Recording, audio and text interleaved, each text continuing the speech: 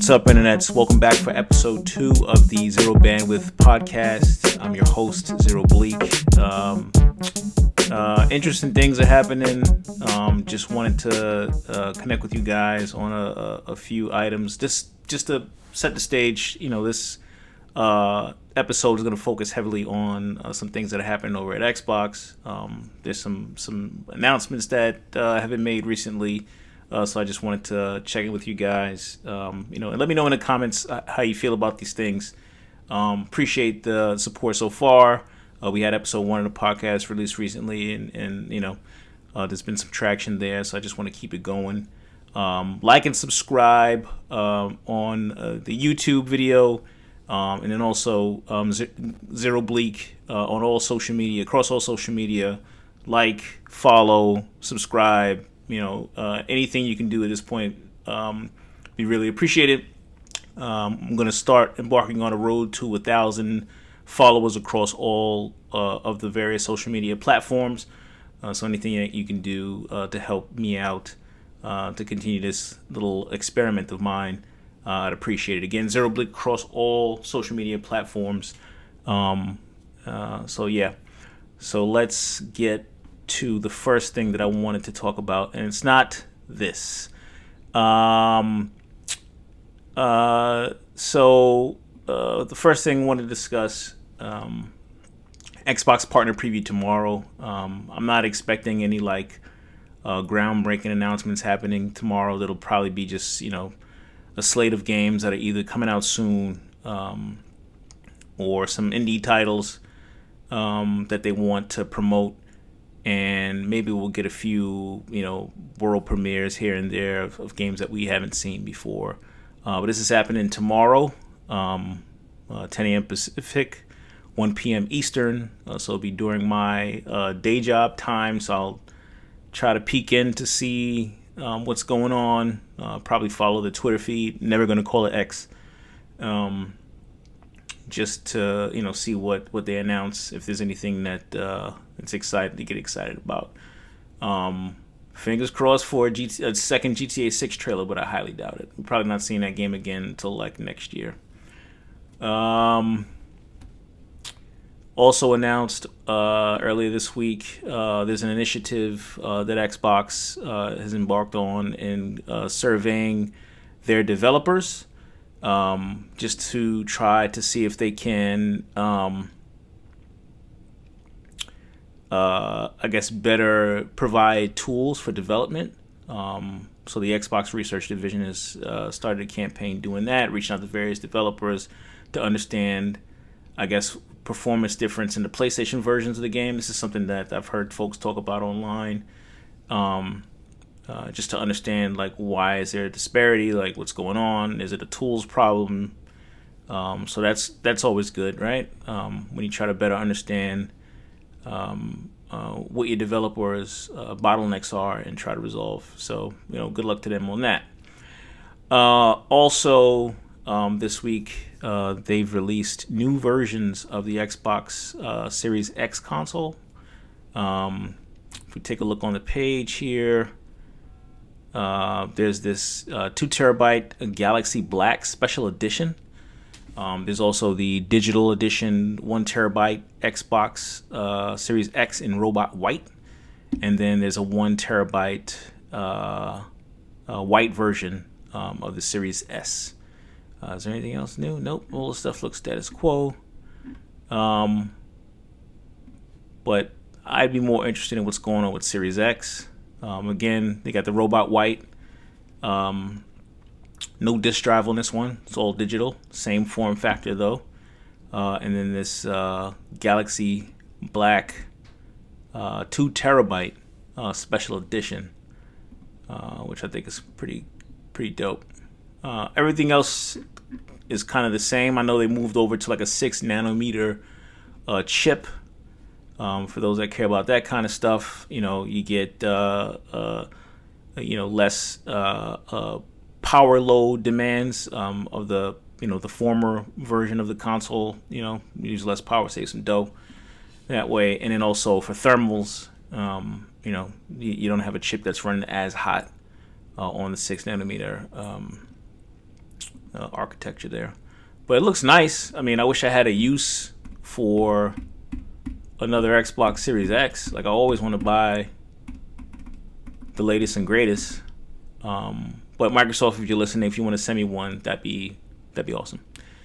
And then this all digital robot white one. The main thing here is that no disk drive, right? Like, I want to query anyone who's listening, like, let me know in the chat if you've ever used your current gen system's optical drive. I haven't.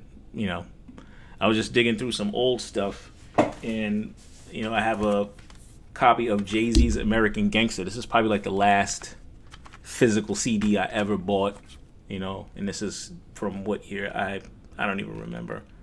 2007. So there goes that. And let's move on to the main thing that I wanted to talk about this podcast. It was announced over the weekend during Halo's Championship Series, an esports event that they hosted, somewhere in the country. I don't know offhand. I didn't watch this year's event or coverage over on Twitch. Had a busy weekend. But there was an announcement made that, some new times are upon us, right? Like, going back to the launch of Halo Infinite and how that thing ended up. Like, I love Halo. Like, Halo, if you know me, Halo is like probably like my top, game besides GTA, right? Like, it's GTA and then this. But I love Halo's campaign. I love the expanded universe and all the stories that they try to tell across various medias. The problem is they tell too many stories across various medias, and all the good stuff that they could put in the game, they don't put in the game, and you got to read, you got to decipher all this, information from various sources in order to get a complete picture of, the Halo story. And I think that's been a problem with the last two games. There's too much of the good content spread out all over, the multimedia landscape, when a lot of that stuff can be, added to the game to add to the story. Because, Master Chief has been around with us since the beginning, but he's kind of been fighting the same fight over and over and over and over again. And now he's chasing Cortana all over the universe. And it's time for a new direction with that guy, right? And I don't know what that means for whatever this new this next chapter in the Halo story is gonna entail. But they did announce that they are moving over to Unreal Engine 5, and I think that was something that's been rumored for a very long time. It's been noted as like the worst kept secret in the entire industry. They're moving over to Unreal Engine 5. They're now starting to hire a bunch of folks to work on whatever the next iteration of Halo or Halo titles are going to be. And they started this project they've been working on, which is called Project Foundry, where they, put all these assets into Unreal Engine 5. And tried to show what the Halo universe would look like running on that technology. And, I think everybody was super impressed with what they had shown. And just to take you through some of the images that were released over the weekend before I go over to the video, just to show how some of that stuff looks in motion. This is, this reminds me of, Mission 1. Well, not Mission 1, but, when you first touched down on the Halo ring, the first mission. And you're running around this, landscape that is sort of familiar, but not really, because it's, on an alien construct. And, the density of the foliage, the water effects, the lighting, the materials, everything looks awesome, right? Then I guess they went to a different environment. You see the ring in the distance. You see, this Forerunner structure here, and it looks like you're in some Arctic environment. And they're showing how lighting and the materials and everything like that comes into play on Unreal Engine 5. And again, it looks great. But I think this was probably like the image that excited folks the most was the Blightlands, right? It's like a flood consumed environment, and you get to kind of see what that looks like in full, in engine, and it looks great. Controversial, controversial image that was shown is the Chief's body armor, right? Like some folks thought like he looked softer, not as Spartan-esque as he was in the last couple of games. It's definitely going back to like a Halo CE type aesthetic, which good or bad, it depends on your perspective. The elites look like elites. The energy sword looked kind of weird, and again, this is all like work in progress type stuff, so not final, but I hope they do something to improve the looks on that. And I'll try to take you to the video and show you what that looked like in motion. But this, getting close up on the materials and see how everything looks and the level of detail that's being put into all of the assets, I thought that was kind of cool. And this is the old legacy pistol. Shout out to all my friends I used to play with, play the original CE with. Split screen watching, taking headshots from halfway across Tombstone.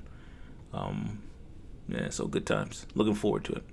And this is like one of the last images that was shown, and it gives you again a closer look at what Master Chief's Halo 1 armor would look like running in a new engine. Again, the sword that I think needs work, but to each its own. I mean, I wouldn't mind a throwback. I don't want to do 100% remake of Halo 1. I don't want to go back. I mean, I kind of want to see how they would try to fix the story after Infinite, because I thought there was some cool stuff there, like the build up to the conflict with Atriox. I thought that was going to be something super interesting in coming DLC and content for Halo Infinite, but it looks like that game is all but finished, right? Like they've turned the page essentially at this point with the announcement of Halo moving over to Unreal Engine 5. And then another thing that was mentioned is that new logo, right? Like it's now called Halo Studios, right? It's no longer 343. Again, this is in efforts to try to turn the page on the reputation that I think 343 had garnered with their releases, Halo 5 and Halo Infinite. Die-hard Halo fans, it split the community, and then those who didn't like the game had a lot to say about it. They felt like they were taking stories in the wrong direction. They didn't know how to manage the assets, yada yada yada. So just to go into the vid doc that they released, and let me just mute this because I just want to show you some of the imagery. Move some stuff forward. There's some new folks at the helm here, which again, the internet's gonna internet, but I am willing to give everyone here the benefit of the doubt. We haven't seen anything from these guys yet. We just want to make sure that they have every opportunity. They use every opportunity they can to make Halo the best version of Halo it could possibly be, and hopefully make some people happy in the process. You're not gonna make everybody happy, but I just want Halo to win. So moving forward, just gonna show some of the stuff that's going on in Foundry. Try to stay away from the edges so stuff doesn't pop up. Let's see here. Let's skip to the next. They're talking about the engine, but then like you get this glimpse as to like what the game could potentially look like in engine, and it's just like, come on, like why would you not be excited about this, right? Like Halo is a it's the Xbox franchise. Like why wouldn't you want all of the latest and greatest technology pumped into this thing to drive the story, to drive the action, to drive multiplayer, and hopefully all the stuff is indicative of where they're headed, as far as how they're going to push the technology to make the game look great. You always want your flagship title to be a visual feast, and it looks like that's what they're trying to accomplish here. And again, they're going through,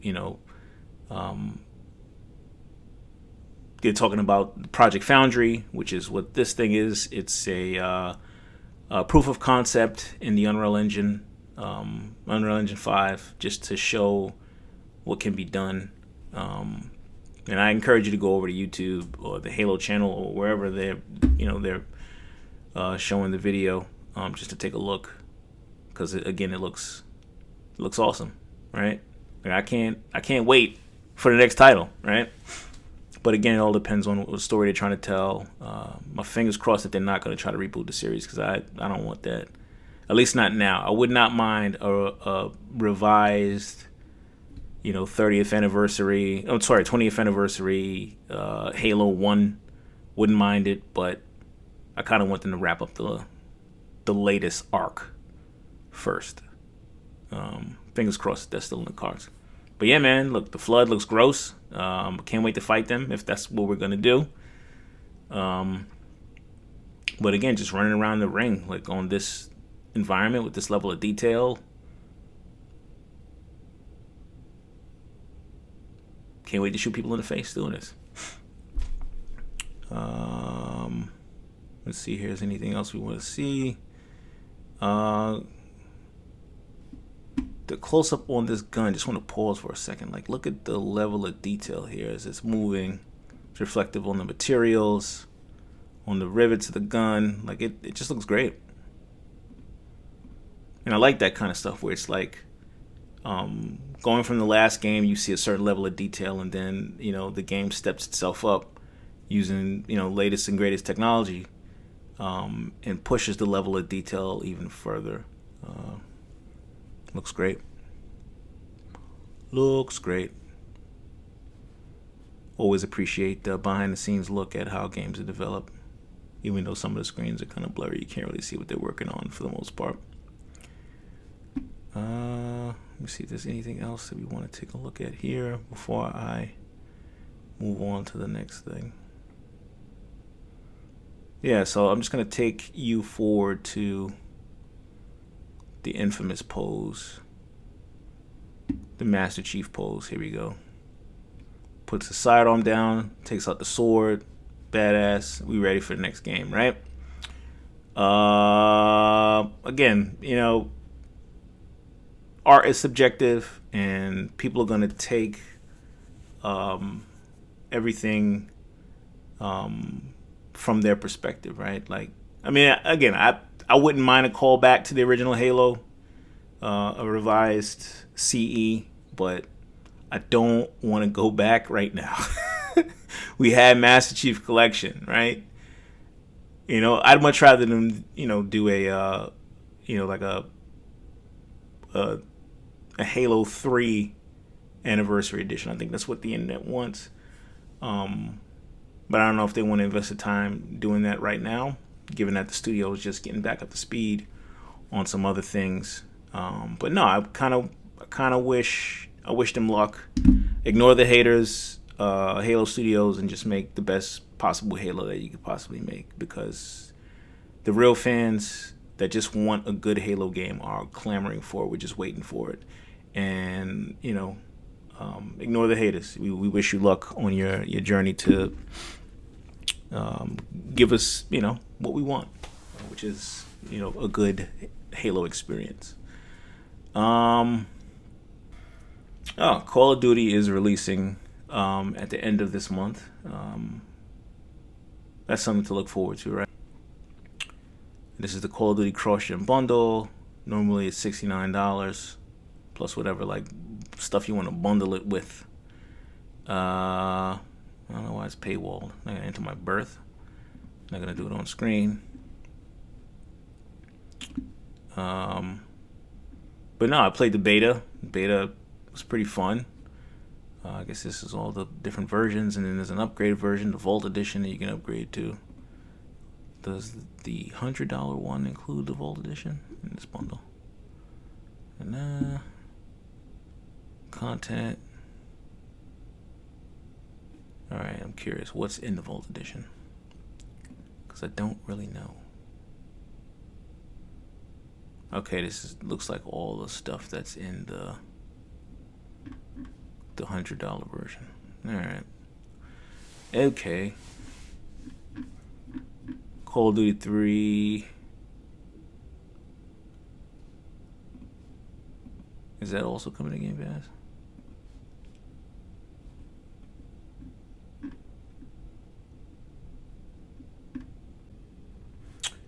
Switching over to the Sony side of things for a minute, I just wanted to talk about a story I was hearing about Sony's next generation console, the PS6, and how a prototype version of the console was shown off behind the scenes to a very limited select group of individuals.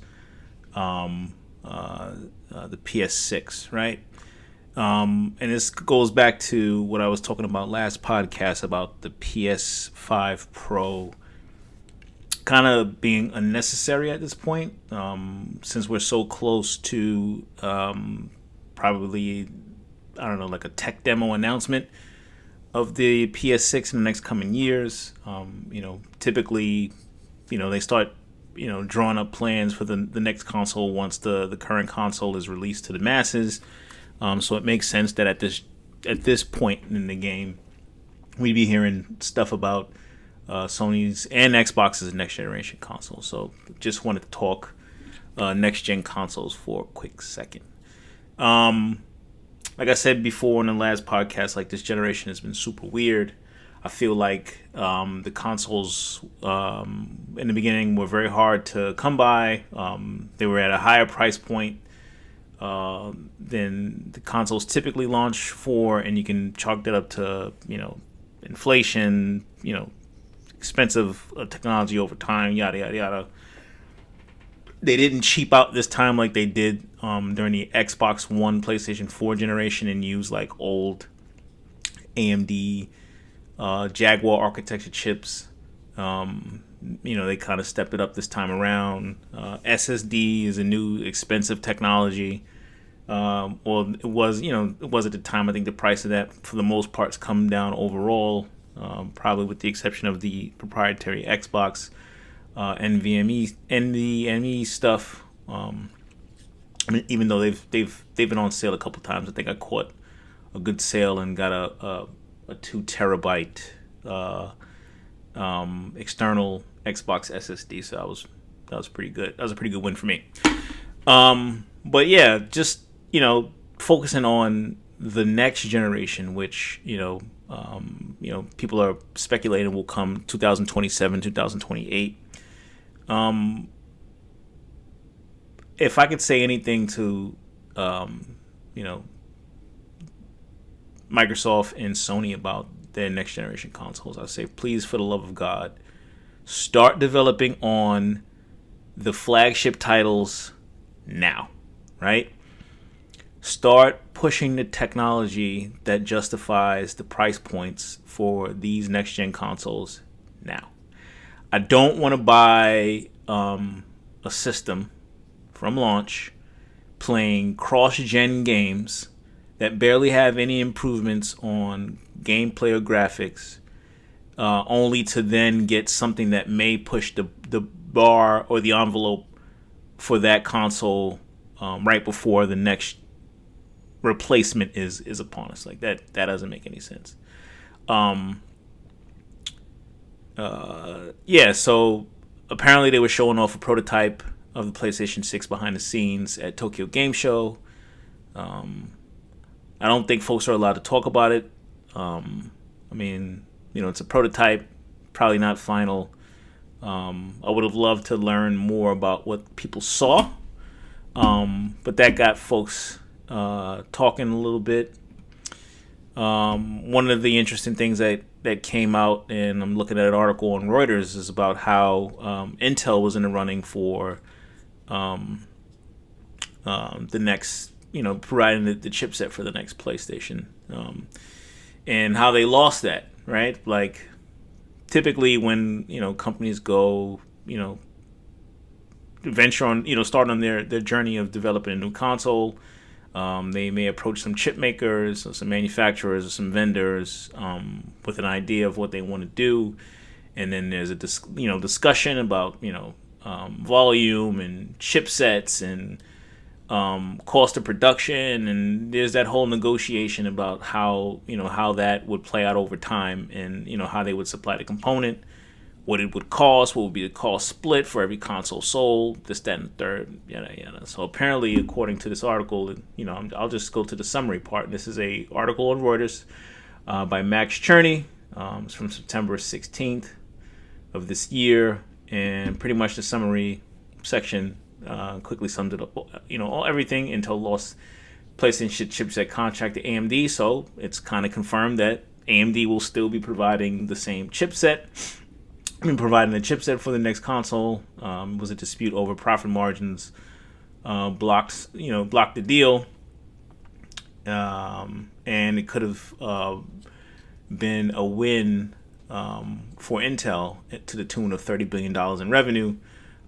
Everybody knows, like, Intel is not the strongest name brand associated with gaming at this point. AMD is eating their lunch all over the place with respect to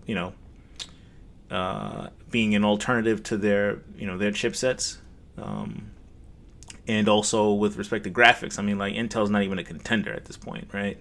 It's always going to be either Nvidia or AMD when it comes to graphics. And AMD had the console stuff on lock.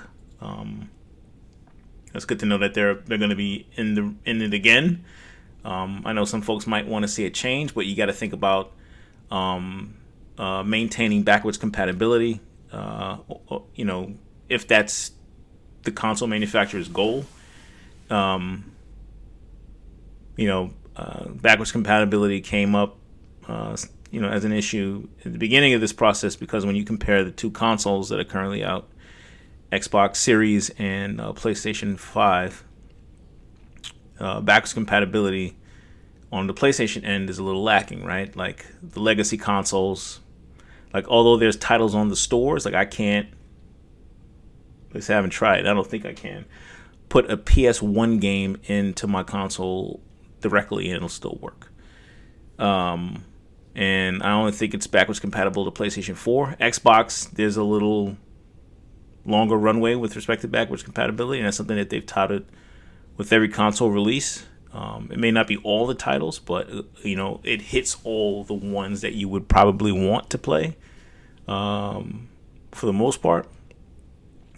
So going with the same company and next generation chipsets makes sense. And I'd be curious to know what would be the focus this time around for console manufacturers, right? Like, with Xbox One, going back to 2013, Xbox One, the focus was on, like, multimedia entertainment. PlayStation 4, it was just a distilled console experience, and that helped them win the gen because you were selling a game console to gamers that would be early adopting and not people who just generally watch TV. I think Xbox, the way they were reading the tea leaves with how people were using the Xbox 360 for the most part, I think the analytics kind of lied to them a little bit, which is why they leaned heavily into television that generation, and you saw how that ended up. With this latest generation of consoles, it's back to being, first and foremost console experiences, and it's just fighting it out about games. I mean, the PlayStation brand is super strong in the console space, so it's kind of hard to count them out in any respect. And Microsoft had a lot of ground to make up. They're not going to beat PlayStation in a hardware race, which is, I guess, why they lean heavily into software, and some people suspect that they may just go completely third party. But they have the the cloud gaming platform. They have Game Pass. They own pretty much a gang of studios, most of them of note. It'd be interesting to see if they have any plans to do any more acquisitions, or if there's somebody else with deep pockets that want to step in and take their shot at acquiring some studios. I'm always interested to see who's been in talks with Take-Two to try to make an offer on the house that owns Grand Theft Auto. But yeah, it'd be interesting to see like what these guys have planned for next gen. Mid-gen refresh consoles. I'm kind of torn between like, I want the latest and greatest, but at the same time, it's like there'll be something new in the next couple of years, and I don't know if a mid-gen refresh at this point is going to make all that much of a difference for most people when it comes to how developers are pushing the envelope on games, at least not mass market, right? Like, I guess as a community of gamers, we kind of play the same. We've been playing the same games for like the past 10 years, right? Fortnite, Minecraft, Call of Duty, 2K, Grand Theft Auto, right? Like, those are the games that consistently dominate the most purchased and played games list over the last decade or so. So are we going to be all upgrading our consoles just to play the same games we've been playing since we were like in our teens, early 20s, or in this case some folks that are younger, spend $700 on a brand new box just to play those titles, and they barely push the envelope on graphics and gameplay mechanics, wherever the revolutionary and innovative stuff used to come from. We don't see that as much anymore. And I guess, for the most part, I think people are kind of fine doing that. You buy a new console, you see what bells and whistles they've added to the new games for, that generation, and you just kind of like lock in. So they're starting to think about new consoles. New consoles are always exciting. I'm curious to see like what these guys come up with. I want to know more about what people were shown behind the scenes at Tokyo Game Show. But we'll wait for somebody to leak that kind of stuff. It's probably on the internet now. I just haven't done a thorough enough search. But yeah, I just wanted to touch base on that really quickly. New consoles are coming. Curious to see how PlayStation Pro sells. PlayStation 5 Pro sells. And whether I'll be compelled to purchase one before the new gen starts. But these consoles got to get smaller, man. I mean, like, PlayStation 5 is monstrous. I haven't seen the new slim versions in purchase to see if there's any size difference. But my OG edition, launch edition PlayStation 5 is like, it's huge. It's huge, man. Like, we gotta figure some of this stuff out. So that's all I have on new consoles. Yeah, I think that's where I'm going to end the podcast. Try to do this again in another 2 weeks. See if there's anything else going on. Again, like, subscribe to podcasts on YouTube. Follow on all the details. Help much. Comment the game with theme song.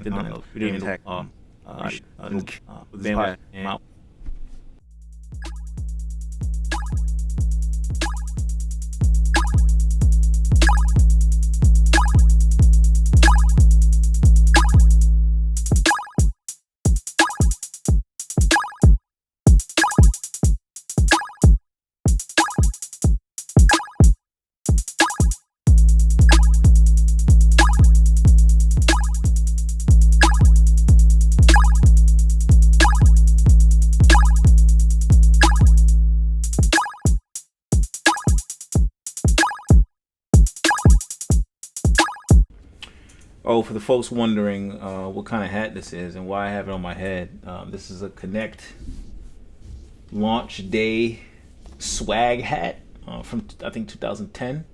I attended the Connect launch here in New York. It was a big deal, very exciting. Bought the Connect. They gave us like a ton of free games and a bunch of hats and T-shirts, stuff like that. So repping Connect today. Peace.